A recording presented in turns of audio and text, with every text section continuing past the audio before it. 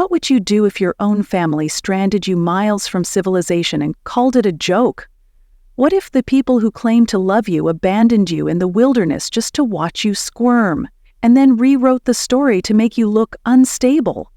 Stay with me, because by the end of this video, you'll see what real transformation looks like. Not the kind you post about online, but the kind you fight for with every step you take back toward yourself. This is the story of Ellie Monroe, 28, from the small town of Grandview, Wyoming. And this isn't just about betrayal. It's about the quiet courage it takes to rebuild for nothing. If you've ever felt like the outsider in your own family, this story will speak to you. And if you stay until the end, you'll see how Ellie turned humiliation into empowerment, and how a forgotten photo became the first step toward reclaiming her life. It started on the annual summer trip. 12 people packed into 2 vans heading toward the Oregon coast. Ellie packed the snacks, helped load the bags, even gave up the front seat for her stepsister Lexi. And still the comments came, "You're so uptight. Relax, it's just a joke. Why are you so sensitive all the time?" The jokes weren't jokes. They were barbs, reminders that she didn't quite fit. On the 4th day, they stopped at a remote rest area. Ellie went inside to use the bathroom. When she came back, the vans were gone. At first she thought they'd moved for parking, or gone to grab something nearby, but then she saw the note taped to a bench. Lexi's handwriting. "Let's see if she can figure this one out." That sentence hit like ice water. At first she couldn't believe it. Her family, her stepdad Rick, her mother Karen, Lexi, and others had left her, not by accident, not as a misunderstanding. Deliberately. Her chest hollowed out. The real pain wasn't the wilderness or the cold night ahead. It was knowing they'd laughed as they drove away. Ellie stood in shock.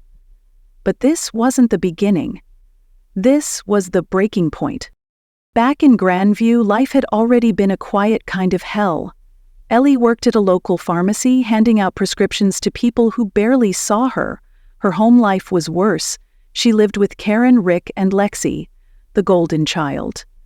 Karen floated in and out of melodramatic health complaints, always conveniently ill when housework or hard conversations came up. Rick ran the local auto shop and ruled the house with passive-aggressive commands. Ellie handled everything: laundry, shopping, dinner, bills. Lexi, a wannabe influencer, built her following by making Ellie the punchline. One viral TikTok showed Ellie scrubbing floors while the caption read, "When you raise a daughter and a maid in one." The comments were brutal. Some mocked Ellie's clothes, others psychoanalyzed her silence. Ellie's mother never defended her. "Lexi's just expressing herself," she'd say. "Why do you always take things so personally, Elle?" It was like the only way to keep peace was to let herself disappear. One night, while reorganizing a drawer, Ellie found something that made her freeze. A photograph of her and her father, her real father, Michael. She didn't remember it being taken. In the picture, he was kneeling in the grass, one arm around her tiny shoulders. She looked safe. On the back, in Karen's handwriting, "Don't let her end up like him." Ellie's breath left her body. What had she meant by that? That he was a failure? A mistake? Ellie tucked the photo in her nightstand. It stayed there like a secret promise. Then came Rick's big announcement. A camping trip in the Sawtooth Mountains. 3 days, no phones, just bonding. Lexi whined at first, but the moment Rick mentioned how good the content would be for her channel, she was in. Ellie wanted to say no, but Karen cut her off. "Don't be selfish, Elle. We need to do this as a family." That word, family, was a trap. So Ellie went, again pushing down her instincts. She told herself it was just 3 days. She'd survived this long. But nothing about that trip felt right. The ride up was tight and tense. Lexi live-streamed nonstop. "Road trip with the fam," she chirped to her followers. "Let's see if Ellie survives nature without Wi-Fi." Ellie sat in the back, surrounded by duffel bags and her own dread. When they arrived, she did most of the setup, pitching tents, organizing supplies, cooking dinner. Lexi filmed a skit mocking Ellie for not knowing how to light a fire. "Meet our chef/mule, 5-star wilderness dining," she laughed to her audience. At night, while Ellie rinsed out the pots, Rick told her to get firewood from a clearing 15 minutes away. When she hesitated, "It's dark." He narrowed his eyes. "Let's see if you can manage at least that." Karen said nothing. So Ellie went, alone, into the woods. But when Ellie returned to camp, what she found missing, and what was left behind, would change everything. When Ellie stepped back into the clearing, the campsite was empty. Not just people, everything. The tents, the camp stove, the folding chairs, even the marshmallows, gone. The SUV tracks stretched like scars in the dirt, already fading. Her breath hitched. Then she saw it, a folded note left on a rock where the firewood used to be. In bold Sharpie, the message read, "Let's see if she can survive a little wilderness test." Her knees buckled. This wasn't a prank. It wasn't a social experiment. It was abandonment. Cold, calculated abandonment. She scanned the area for any sign they might be nearby, hiding, waiting to pop out with cameras for another hilarious video. But all she found was Lexi's bracelet, silver with a small star charm twisted in the grass. Lexi never took it off. That was proof. She'd been part of it, all of them had. Ellie sat on the damp ground, firewood still in her arms. She waited for an hour. Then 2. No one returned. The sky darkened. The trees felt taller, heavier. The silence wasn't peaceful. It pressed down like a weight. By midnight, Ellie's flashlight flickered to low. Her hoodie clung to her like wet paper. She had no water, no food, no sleeping bag. Only the forest and the crushing realization that her family had left her behind like luggage, too inconvenient to carry. She curled up where the fire had once crackled and forced herself to breathe. Her thoughts spiraled. She remembered being locked out in winter for not shoveling the driveway fast enough. She remembered Bailey, or rather Lexi now, throwing her sketchbook in the trash and laughing when Ellie cried. She remembered Karen telling her, "You're just too much sometimes, always needy, always dramatic." But in that darkness, something shifted. Ellie whispered, barely audible, "If I survive this, I'll never go back." Her voice didn't echo. It didn't need to. The trees heard her. Maybe for the first time, so did she. When the sun finally rose, weak and gold against the pine needles, Ellie stood. Her joints ached. Her lips were cracked. She brushed pine needles from her pants and looked around. No sign of them. No cell signal, no trail map. But she had 2 feet and a direction. She walked. Not fast, not out of panic, but with purpose. Each step felt like a reclaiming. Her shoes were too tight, her throat dry. She found a half-eaten granola bar in her jacket pocket and rationed it. Every bite was a lifeline. By early afternoon, the forest began to thin, the air warmed, and then, like a mirage, she saw a highway, a 2-lane road stretching through nowhere. Ellie stepped onto the shoulder and raised her thumb. Car after car sped by, avoiding eye contact. Finally, a dusty pickup slowed. The driver rolled down the window. He looked mid-60s, with weathered hands and soft eyes. "You okay?" he asked. Ellie didn't trust her voice. She nodded, then whispered, "I just need to get to the nearest town." He opened the door. "Hop in. Name's Hank. Long as you don't mind old country radio, you're welcome." Inside, the cab smelled like coffee and motor oil. Ellie sat stiffly, holding her arms tight. She didn't cry. She didn't talk. Hank didn't push. He talked about trout fishing and how the radio station kept playing the same Garth Brooks song. That noise, the ordinary rhythm of someone not demanding anything, calmed her. He dropped her at a gas station in a blink-and-you-miss-it town called Ridgeview. The clerk behind the counter was half asleep. Ellie borrowed the landline. Her fingers hovered over Karen's number, But she didn't press it. Instead, she dialed another number, one she hadn't used in years. "Hello?" A woman answered after 2 rings. "Robin?" Ellie's voice cracked. "It's Ellie, Karen's daughter." A long pause. "Where are you?" Robin asked. Ellie gave the name of the town. Robin didn't hesitate. "Stay where you are. I'm coming. You're not theirs anymore." That sentence hit harder than the betrayal. You're not theirs anymore. Ellie walked outside and sat on the curb.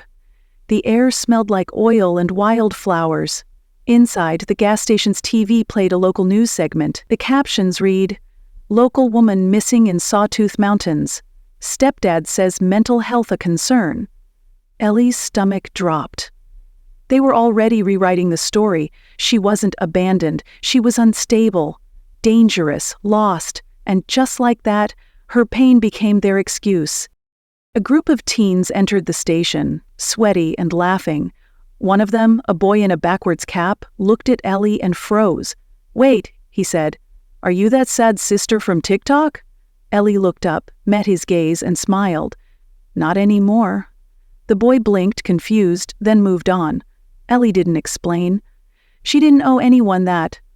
Hours later, a Jeep pulled into the lot. Robin stepped out, older than Ellie remembered, hair silver-streaked and tied in a braid. She didn't hug Ellie, didn't ask what happened. She just opened the passenger door and said, "You hungry?" Ellie nodded.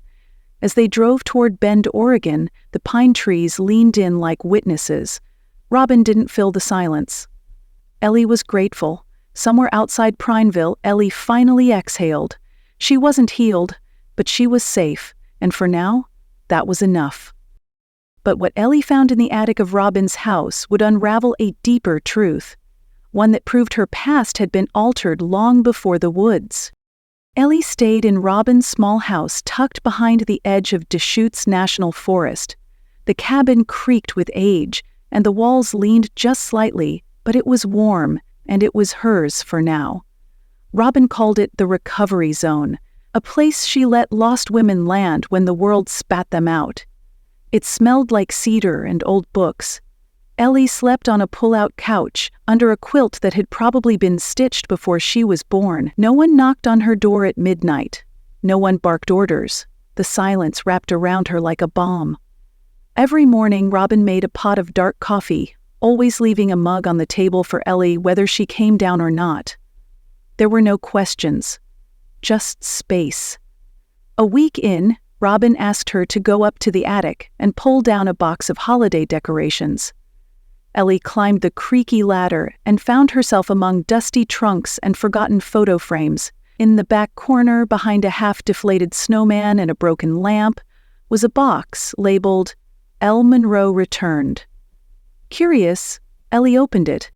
Inside were dozens of letters, yellowed with time, folded with care, addressed to Ellie in looping cursive, her grandmother's name signed each one. Louise Monroe. Ellie's breath caught. She hadn't heard that name in over a decade. Each letter began with the same words, "My darling girl." Some were filled with drawings. Others contained pressed flowers or poems. And one, dated just months after her father's death, contained a bank slip, a modest trust fund. Ellie's trust fund. Her father had left it for her, to use for college, art, whatever makes you happy, but she'd never known. Not one letter had reached her. Robin stood at the attic door. "She sent those for years. Karen returned every single one." Ellie sat on the floor, papers around her like fallen leaves. Her pulse roared in her ears. Her future had been stolen not just emotionally, but financially. They hadn't just silenced her voice, they had erased her options.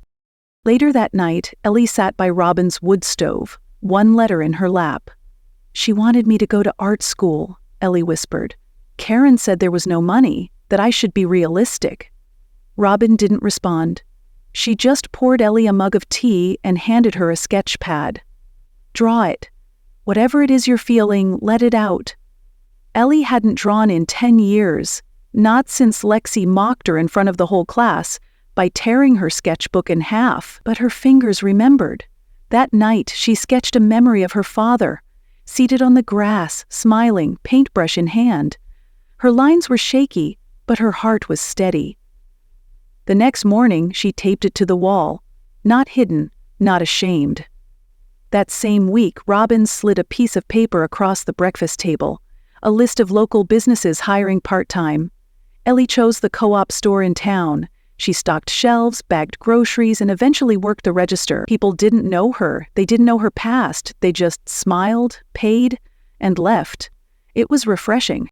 That's where she met Jack. Jack ran the delivery truck, fixed his own tires, and always smelled like fresh pine and motor oil. He said her name like it mattered. Morning Ellie Monroe. Not kid, not hey. Just her full name, each syllable anchored in something solid. One day, he brought her coffee. No expectations, just kindness. She didn't know what to do with that at first. It felt like a language she hadn't learned yet. Slowly, they became something. Not fast, not dramatic, just real. One night, Jack found her sketching at the co-op's back counter after hours. "You're good," he said. Ellie shrugged. "It's just something I do to breathe." Jack nodded. "Well, don't stop breathing." 2 months into her new routine, Robin asked Ellie to help organize the attic. While sorting boxes, Ellie stumbled on a faded envelope tucked between cookbooks. It was a copy of the original trust document. Her father had left instructions. Ellie was supposed to access the funds when she turned 18. Karen and Rick had signed guardianship over it, then drained it to pay off the dealership's debts. Robin had tried to fight it once, but without custody, she had no legal standing. Ellie's throat burned. "They stole everything," Robin just said, "then build something they can never touch." That week, Ellie enrolled in a remote bookkeeping certification. She used what was left of the trust, what hadn't been siphoned off, and worked part-time for Jack's garage, organizing invoices. She was good with numbers. They stayed still, they told the truth. 3 months later, Ellie launched a side business, Monroe Books, mobile accounting for small-town businesses. Jack helped her print flyers. The co-op posted one in their front window. Ellie drove an old Subaru that backfired when it turned too sharp, but it got her to clients. She made enough to rent a trailer on the edge of Bend. Her own place. It was crooked and drafty, but it was quiet, and the only name on the lease was hers. At night, she sat at the fold-out table, drawing portraits of women with tired eyes and steady hands. Portraits of herself, not broken, not perfect, just trying. Then one afternoon, a voicemail appeared. "This is Dylan Harris. I think we're related. I'm Rick's son. I know what he did to you. He did it to me too." Ellie froze, then hit play again. "He kicked me out when I was 17. Told everyone I was a thief. I wasn't. I have proof." "Call me?" Ellie didn't know it yet, but the truth Dylan brought with him would unravel every lie she'd ever been told. Before we continue, if you're still here and this story speaks to you, please like this video, subscribe to the channel, and turn on notifications. Every story like this deserves a voice, and your support helps us keep telling them. Ellie stared at the voicemail from Dylan for a long time. She hadn't expected more family, especially not one ready to tell the truth, but something in her chest stirred, a quiet hope. She called him back. "Hi, Dylan," she said, voice unsteady. "It's Ellie, Rick's daughter." They arranged to meet at a diner halfway between Ridgeview and Bend. Ellie drove the old Subaru past the same forests that had felt like prisons, now framed by golden afternoon light. Her hands gripped the wheel differently this time. No dread, just focus. At the diner, Dylan waited. He looked like Ellie, but older, guarded. Rick's son from another life. After the waitress left, Dylan slid a manila folder across the table. Inside were bank statements, car loan agreements, forged signatures, Rick's handwriting blurry on each one. He explained that Rick had used both their names, drained their father's trust, trailed false theft accusations. He'd exiled Dylan at 17, then erased Ellie's future. "I'm sorry," he said softly, "but these are yours too." Ellie felt her heart tilt. Hurt? Relief? Anger? Something that felt like permission. She thanked Dylan and left without another word. Driving home, the valleys opened up like wounds gently stitching closed.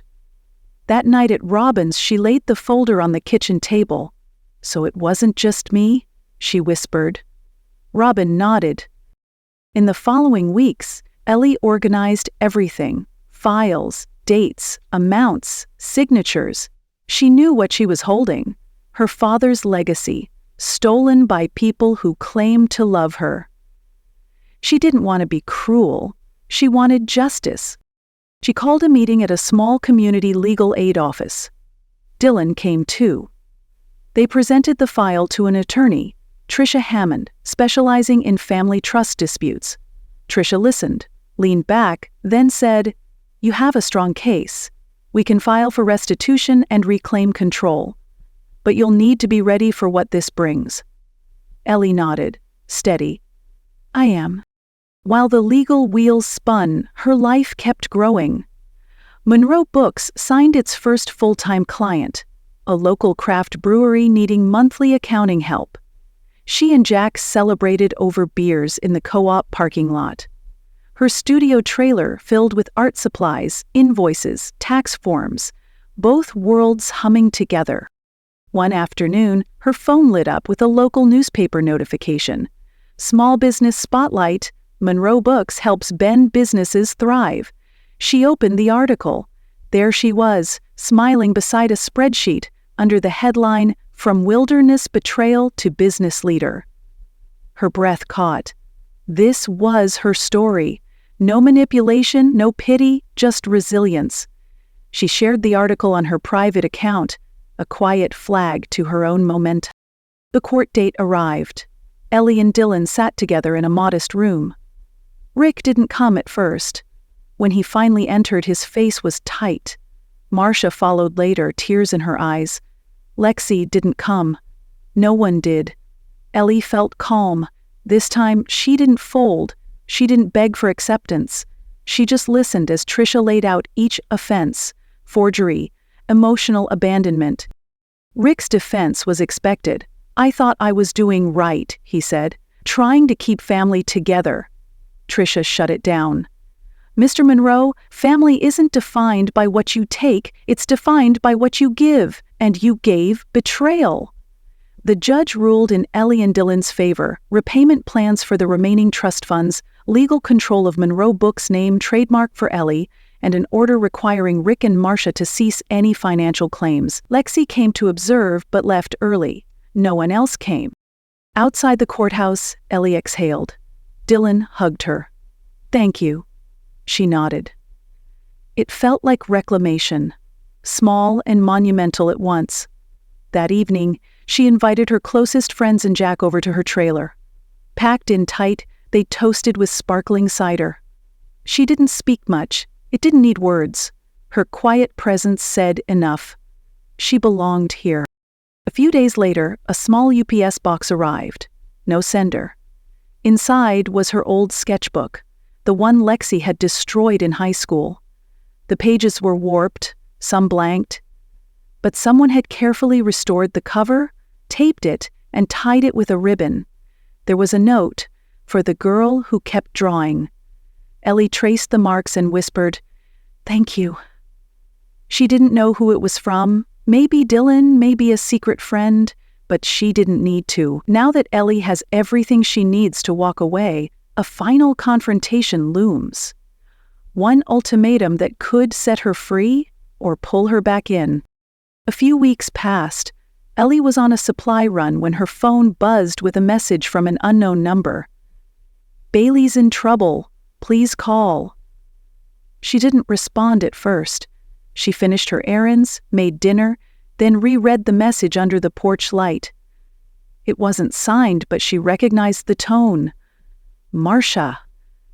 That same tug of guilt, dressed as concern. Later that night, another message followed. She made mistakes. We all did. You're still her sister. Please help. Ellie turned the screen off. She stared at the dark trees beyond the porch and thought of that note in the woods. Let's see if she can figure this one out. When she finally called, the line picked up on the second ring. Marcia's voice cracked. She's being sued, Ellie. She got into some TikTok coin scheme, influencer stuff gone wrong. She could lose everything. Ellie didn't reply. Marcia pleaded, we're not asking for a handout, just advice, a little help. Ellie listened. You want my help now? She asked quietly. After everything? There was a long pause. You're still family, Marcia whispered. We made mistakes, but we're blood. Ellie's throat tightened. She said nothing. Can we meet? Marcia asked. Please, face to face. They met at a neutral spot, Boise, a diner near the freeway where the world felt paused in sepia tones. Ellie arrived in jeans and boots, her hair tied back. She didn't bring the files. She didn't need to. Bailey was already seated, sunglasses on, scrolling through her phone like nothing had happened. Rick sat at the end of the booth, arms folded.